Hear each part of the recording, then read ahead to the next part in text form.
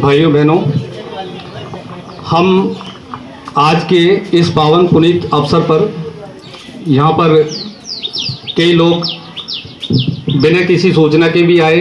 किन्हीं लोगों को सूचना गुरुदेव की कृपा से गई।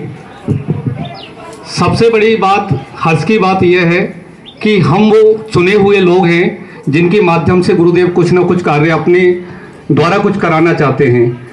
केलवाड़ा में कम से कम 15,000 से ऊपर की आबादी है। उनमें से कुछ चुनिंदा लोग जो इस पावन पुनीत कार्य में हिस्सेदारी लेते हैं, अपने आप में एक सौभाग्य का विषय है कि जो महिला मंडल है, युवा मंडल है, जिनकी जो सदस्य हैं वो हम सबके बीच में आते हैं।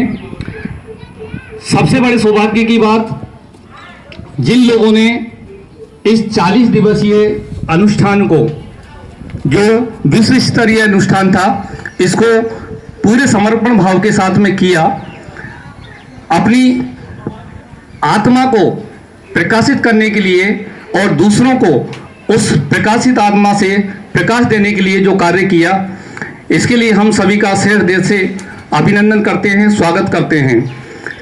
दूसरे जो सौभाग्य का विषय है कि हम उस अमृत वेला में मिल रहे हैं जो होली का दिवस है, यानी कि हमारे अंदर जो बुराइयां हैं उन्हें निकालने का एक जो समय है, उस समय में हम मिल रहे हैं।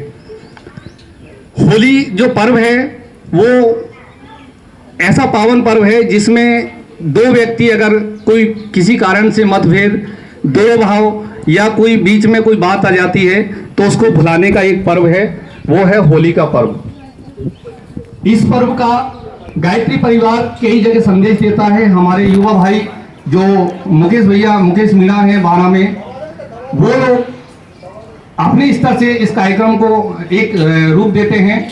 वो होली का दहन करते हैं गायत्री परिवार के बीच में। उस होली का दहन में अपनी जो कुरीतियां हैं, यानी कि जो बुराई है, उस होलिका में अपना उसको पर्ची लिख करके डालते हैं कि जो भी बुराई है हम आज से उस बुराई को छोड़ रहे हैं। परिवार के अंदर ऐसे मतभेद हो जाते हैं छोटी छोटी बातों के कारण, कोई जमीन के बंटवारे के कारण, पैसे के कारण या कोई मान सम्मान के कारण वो मतभेद पैदा हो जाते हैं। उन मतभेदों को मिटाने के लिए होली का सबसे बड़ा त्योहार माना जाता है कि उन मतभेदों को भुला करके हम उस त्योहार का जो विशेष जो रूप निकल करके सामने आता है, वह रूप यह निकल करके सामने आता है कि हम अपनी बुराई तो छोड़े ही। बुराई यह है, अपने आप में बुराई आदमी को खुद दिखती नहीं है। सबसे बड़ी बात तो यह है कि आदमी को अपनी बुराई दिखती नहीं है, सब दूसरे की बुराई देखने को तैयार रहते हैं। वो ऐसा नहीं कर रहा, वो ऐसा, उसको ऐसा करना चाहिए था, उसने मेरे साथ ये व्यवहार किया, उसको ये व्यवहार करना चाहिए था। ये सारी चीज व्यक्ति अपनी नहीं सोचता है, दूसरे की सोचता है। फलाने की बेटी ऐसा करती है, फलाने का बेटा ऐसा करता है, उसको ऐसा नहीं करना चाहिए था। लेकिन हम गायत्री परिवार के लोग बड़े ही सज्जन लोग हैं।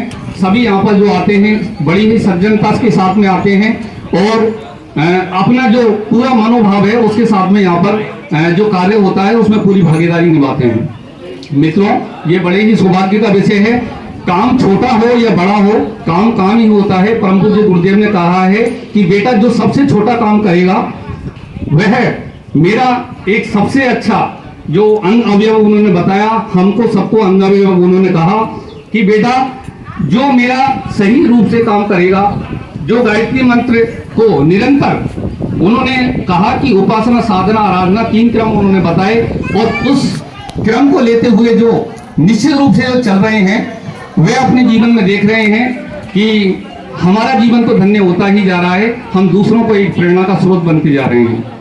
मित्रों, मेरा कहना मात्र इतना सा है, आप जो घर से जो समय निकाल करके आते हैं, अपना जो समय जो आप अपने रूप में उसको खराब कहें या कुछ कहें, लेकिन मेरे हिसाब से आपका एक एक पल कीमती है। आप अपने जो धंधे को जो करते हैं, आप जो अपने जो काम को करते हैं, उसको छोड़ करके जो आप यहाँ आते हैं, मित्रों मेरा मानना है कि जो आप समय निकाल रहे हैं, एक एक समय आपका कीमती है। 1-1 करोड़ के बराबर मैं उस समय को मानता हूँ, एक एक पल को। सांस का कुछ भरोसा नहीं, कब निकल जाए, कब चली जाए। तो मित्रों, निरंतर हम देखते ही आ रहे हैं कि हमारे जो साथी हैं, जो काम धंधों में इतने मस्त हैं, जो अपनी दिनचर्या में इतने मस्त हैं, कि कुछ उनको सूझता ही नहीं। थोड़े दिन पहले एक ऐसा ही घटना घटी मित्र के साथ, बड़ा ही दुख हुआ। मैं आशा करता हूं भगवान उसकी आत्मा को शांति दे।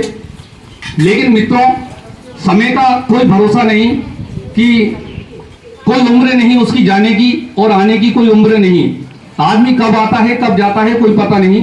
इसलिए मैं निवेदन करूंगा कि परम पूज्य गुरुदेव का जो कार्य जो उन्होंने हमें सौंपा है वो तो किसी से करवा ही लेंगे अगर हम नहीं करेंगे। हम अपने आप में अभागे साबित होंगे अगर हम वो काम नहीं कर पाएंगे। मित्रों, चाहे हम छोटा सा काम हो, गुरुदेव का पुस्तक लेने का काम हो, चाहे गुरुदेव की बात पहुंचाने का काम हो, हम कुछ ना कुछ अपने हिसाब से अपनी एक टोली के रूप में उस कार्य को करते रहें।